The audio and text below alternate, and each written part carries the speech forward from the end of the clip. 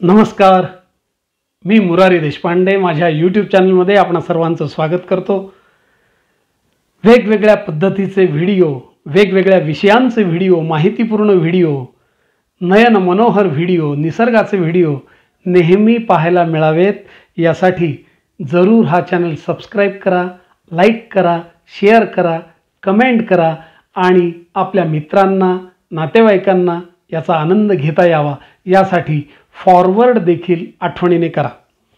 आजचा विषय आहे बिहारमधून आलेल्या व्यापाऱ्यांच्या नर्सरीचा. बिहारमधून अनेक व्यापारी रोपांच्या विक्रीमध्ये आघाडीवर दिसत आहेत. नगर जिल्ह्यामध्ये अनेक ठिकाणी त्यांनी महामार्गांच्या कडेला दुकानं थाटली आहेत. सध्या पावसाळ्याचे दिवस सुरू आहेत. पावसाळ्यात बहुतेक जण आपल्या घराच्या आवारात, परिसरात नवनवीन रोपे लावण्याचे काम हाती घेतात. कारण पावसाळ्यात लागवड केली की रोपे पाण्याच्या उपलब्धतेमुळे लवकर पोषण मिळून भक्कम होण्याची दाट शक्यता असते.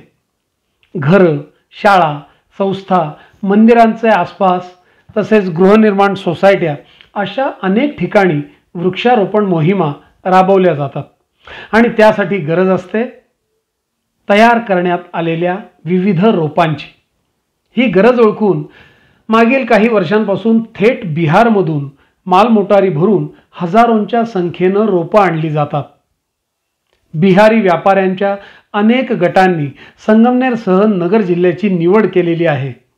कारण मागील अनेक वर्षांच्या अनुभवावरून त्यांना येथील विक्रीबाबत खात्री निर्माण झाली. आर्थिकदृष्ट्या संगमनेर शहर आणि उत्तर नगर जिल्हा विशेषतः सक्षम असल्यानं हौशी लोक मोठ्या प्रमाणात रोपांची खरेदी करतात.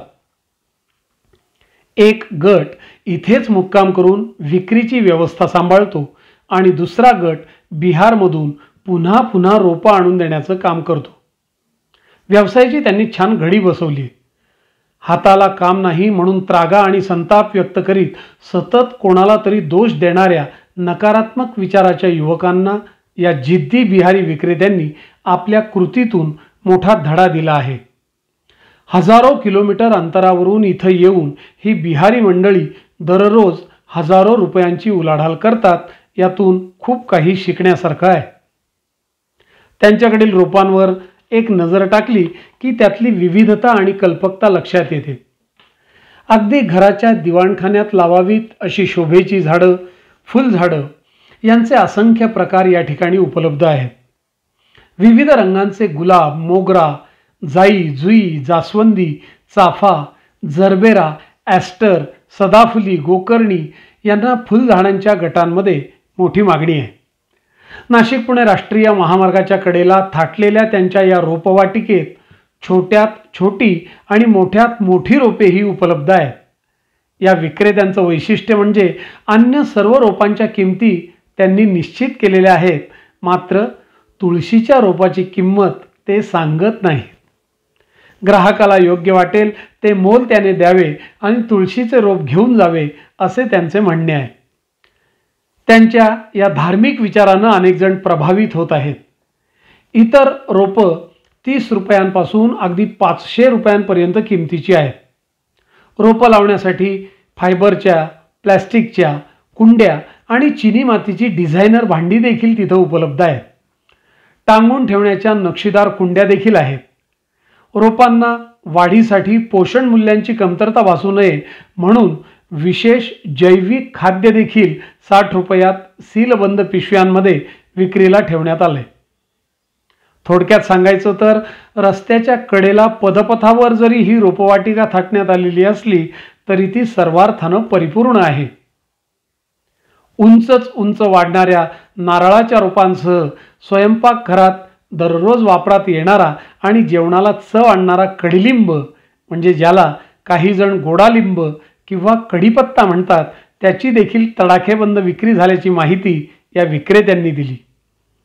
या विक्रीतून मिळणाऱ्या उत्पन्नावर बिहारमध्ये कुटुंब आरामात चालवणारे हे फिरते विक्रेते म्हणजे बेकारीच्या, बेरोजगारीच्या छाताडावर पाय देऊन स्वतःच्या बळावर जगण्याचे एक चांगले उदाहरण देणारी चालती बोलती पाठशाळाच म्हणावी लागेल. नमस्कार, मी मुरारी देशपांडे माझ्या यूट्यूब चॅनलमध्ये आपणा सर्वांचं स्वागत करतो। वेगवेगळ्या पद्धतीचे व्हिडिओ, वेगवेगळ्या विषयांचे व्हिडिओ, माहितीपूर्ण व्हिडिओ, नयन मनोहर व्हिडिओ, निसर्गाचे व्हिडिओ नेहमी पाहायला मिळावेत यासाठी जरूर हा चॅनल सबस्क्राइब करा, लाईक करा, शेअर करा, कमेंट करा आणि आपल्या मित्रांना, नातेवाईकांना याचा आनंद घेता यावा यासाठी फॉरवर्ड देखील आठवणीने करा। आजचा विषय आहे बिहारमधून आलेल्या व्यापाऱ्यांच्या नर्सरीचा। बिहारमधून अनेक व्यापारी रोपांच्या विक्रीमध्ये आघाडीवर दिसतात। नगर जिल्ह्यामध्ये अनेक ठिकाणी त्यांनी महामार्गांच्या कडेला दुकानं थाटली आहेत। सध्या पावसाळ्याचे दिवस सुरू आहेत। पावसाळ्यात बहुतेक जण आपल्या घराच्या आवारात, परिसरात नवनवीन रोपे लावण्याचे काम हाती घेतात। कारण पावसाळ्यात लागवड केली की रोपे पाण्याच्या उपलब्धतेमुळे लवकर पोषण मिळून भक्कम होण्याची दाट शक्यता असते। घर, शाळा, संस्था, मंदिरांचे आसपास तसेच गृहनिर्माण सोसायट्या अशा अनेक ठिकाणी वृक्षारोपण मोहिमा राबवल्या जातात आणि त्यासाठी गरज असते तयार करण्यात आलेल्या विविध रोपांची। ही गरज ओळखून मागील काही वर्षांपासून थेट बिहारमधून मालमोटारी भरून हजारोंच्या संख्येने रोपं आणली जातात। बिहारी व्यापाऱ्यांच्या अनेक गटांनी संगमनेरसह नगर जिल्ह्याची निवड केलेली आहे। कारण मागील अनेक वर्षांच्या अनुभवावरून त्यांना येथील विक्रीबाबत खात्री निर्माण झाली आहे। आर्थिकदृष्ट्या संगमनेर शहर आणि उत्तर नगर जिल्हा विशेषतः सक्षम असल्याने हौशी लोक मोठ्या प्रमाणात रोपांची खरेदी करतात। एक गट इथेच मुक्काम करून विक्रीची व्यवस्था सांभाळतो आणि दुसरा गट बिहारमधून पुन्हा पुन्हा रोपं आणून देण्याचं काम करतो। व्यवसायाची त्यांनी छान घडी बसवली। हाताला काम नाही म्हणून त्रागा आणि संताप व्यक्त करीत सतत कोणाला तरी दोष देणाऱ्या नकारात्मक विचाराच्या युवकांना या जिद्दी बिहारी विक्रेत्यांनी आपल्या कृतीतून मोठा धडा दिला आहे। हजारो किलोमीटर अंतरावरून इथं येऊन ही बिहारी मंडळी दररोज हजारो रुपयांची उलाढाल करतात। यातून खूप काही शिकण्यासारखं आहे। त्यांच्याकडील रोपांवर एक नजर टाकली की त्यातली विविधता आणि कल्पकता लक्षात येते। अगदी घराच्या दिवाणखान्यात लावावीत अशी शोभेची झाडं, फुलझाडं यांचे असंख्य प्रकार या ठिकाणी उपलब्ध आहेत। विविध रंगांचे गुलाब, मोगरा, जाई, जुई, जास्वंदी, चाफा, जरबेरा, ॲस्टर, सदाफुली, गोकर्णी यांना फुलझाडांच्या गटांमध्ये मोठी मागणी आहे। नाशिक पुणे राष्ट्रीय महामार्गाच्या कडेला थाटलेल्या त्यांच्या या रोपवाटिकेत छोट्यात छोटी आणि मोठ्यात मोठी रोपेही उपलब्ध आहेत। या विक्रेत्यांचं वैशिष्ट्य म्हणजे अन्य सर्व रोपांच्या किमती त्यांनी निश्चित केलेल्या आहेत, मात्र तुळशीच्या रोपाची किंमत ते सांगत नाहीत। ग्राहकाला योग्य वाटेल ते मोल त्याने द्यावे आणि तुळशीचे रोप घेऊन जावे असे त्यांचे म्हणणे आहे। त्यांच्या या धार्मिक विचाराने अनेक जण प्रभावित होत आहेत।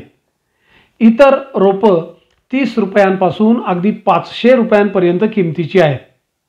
रोपं लावण्यासाठी फायबरच्या, प्लास्टिकच्या कुंड्या आणि चिनी मातीची डिझायनर भांडी देखील तिथे उपलब्ध आहेत।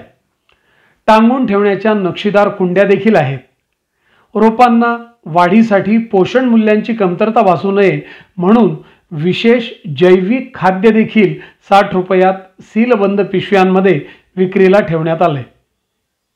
थोडक्यात सांगायचं तर रस्त्याच्या कडेला पदपथावर जरी ही रोपवाटिका थाटण्यात आलेली असली तरी ती सर्वार्थाने परिपूर्ण आहे। उंचच उंच वाढणाऱ्या नारळाच्या रोपांसह स्वयंपाकघरात दररोज वापरात येणारा आणि जेवणाला चव आणणारा कडीलिंब म्हणजे ज्याला काही जण गोडालिंब किंवा कढीपत्ता म्हणतात त्याची देखील तडाखेबंद विक्री झाल्याची माहिती या विक्रेत्यांनी दिली।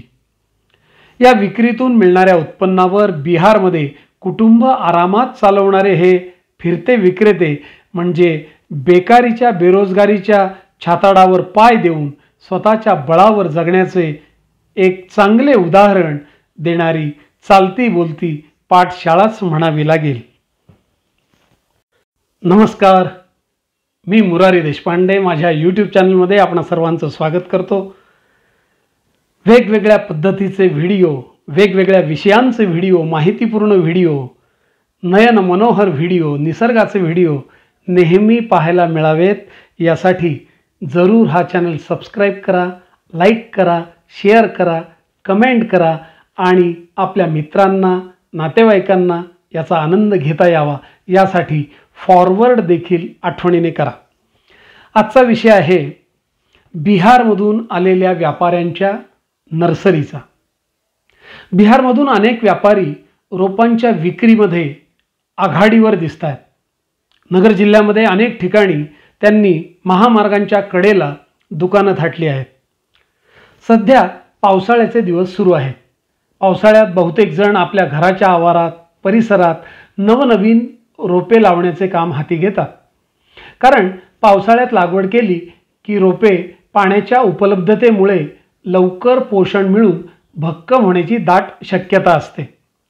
घरं, शाळा, संस्था, मंदिरांचे आसपास तसेच गृहनिर्माण सोसायट्या अशा अनेक ठिकाणी वृक्षारोपण मोहिमा राबवल्या जातात आणि त्यासाठी गरज असते तयार करणे